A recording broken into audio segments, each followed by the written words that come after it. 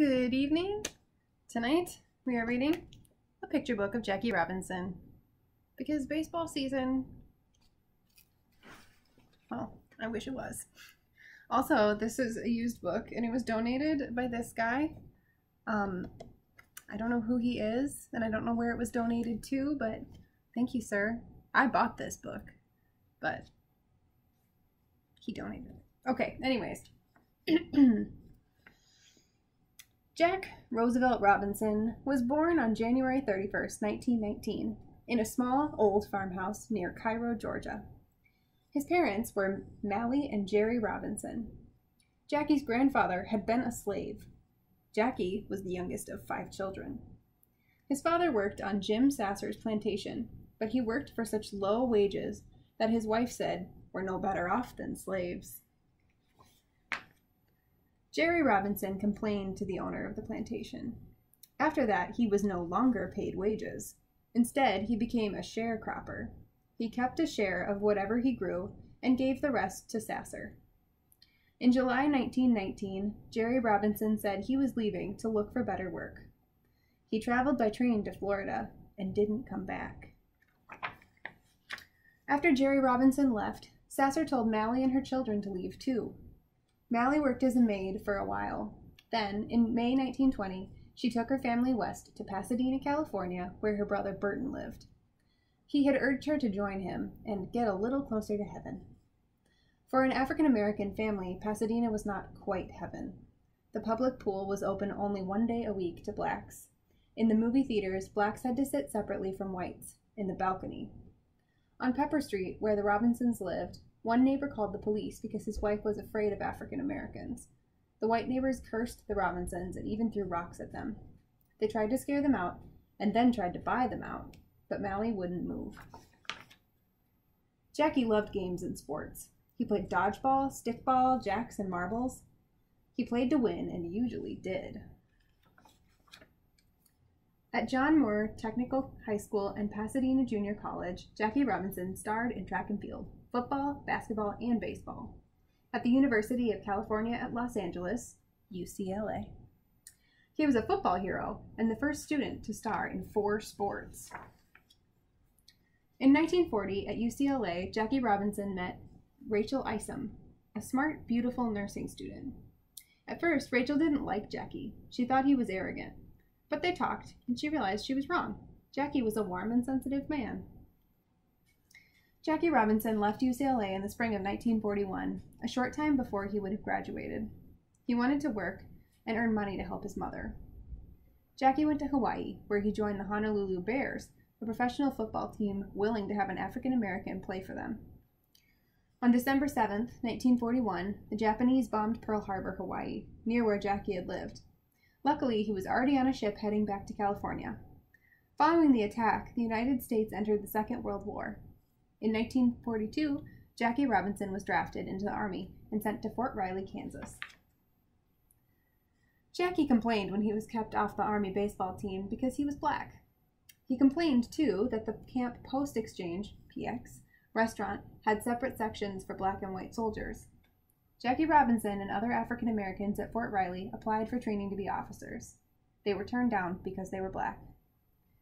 Jackie spoke to Joe Louis, an African American, the heavyweight boxing champion of the world, and for a while a soldier at Fort Riley. A few days later, Jackie and the other African Americans were admitted to officer candidate school. The Army sent Lieutenant Robinson to Camp Hood, Texas. There, on a bus, the driver told him, "Get to the back where colored people belong." Separate seating on an Army bus was no longer allowed. Jackie Robinson didn't move. At the last stop, the military police took him to their duty officer. They argued, and in August 1944, Robinson was court-martialed, put on trial by the Army. That's what that means. I didn't know what that meant either. For not showing respect to the officer. Jackie Robinson was judged to be innocent, but he had had enough of Army life. He was released a few months later. In 1945, professional baseball was a segregated sport. There were no African Americans playing on any of the major league teams. They played in the Negro Leagues on teams such as the Homestead Grays, the Birmingham Black Barons, and the Kansas City Monarchs. After Jackie Robinson left the Army, he played shortstop for the Monarchs. He was a good fielder and hitter and a fast, smart base runner. Negro Leagues baseball attracted large crowds, sometimes even larger than all-white major league teams playing in the same city. Jackie Robinson didn't know it, but among the thousands of people who watched him play were scouts for the Brooklyn Dodgers. Branch Rickey, the president of the all-white team, had decided it was time that Major League Baseball became a truly national game open to all players, black and white. The scouts were looking for an African-American player who was good enough to help the team win and brave enough to be the first black in the all-white major leagues. On August 28, 1945, Branch Rickey met Jackie Robinson. Rickey told Robinson that he'd like him to play for the Dodgers, but he could expect trouble. Rickey said, "I'm looking for a ball player with guts enough not to fight back."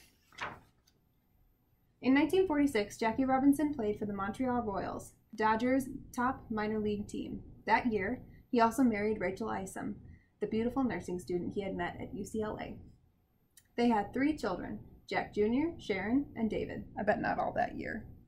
Probably not. That doesn't seem right. In April 1947, Jackie Robinson reported to the Brooklyn Dodgers.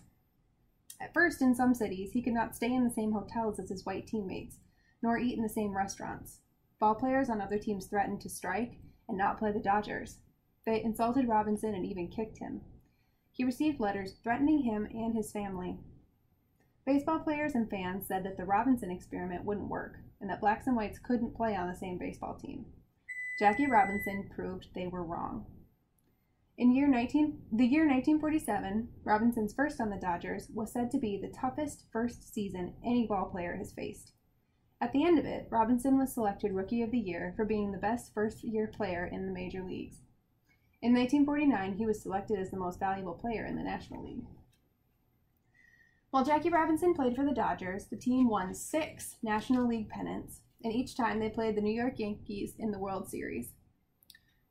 The Dodgers won in 1955 and were Major League Baseball's world champions. Until after the 1956 season, when Robinson retired, he was one of the best players in baseball. In 1962, he was the first African American inducted into baseball's Hall of Fame. In 1956, Jackie Robinson was awarded the Spingarn Medal for his sportsmanship and his work with young African Americans. In the years following his retirement from baseball, Robinson worked as a vice president of Chock Full of Nuts restaurants. He was active in the efforts to get equal rights for African Americans, and he helped establish the Freedom National Bank in Harlem, New York City. Jackie Robinson was stricken with diabetes and heart disease. He died of a heart attack on October 24, 1972. He was just 53 years old. Jackie Robinson was a gifted athlete, but it was his courage more than his ability to play baseball that made him truly great. Being the first African American player in Major League Baseball was an important step toward equal rights for all Americans. Thanks for reading. Have a good night.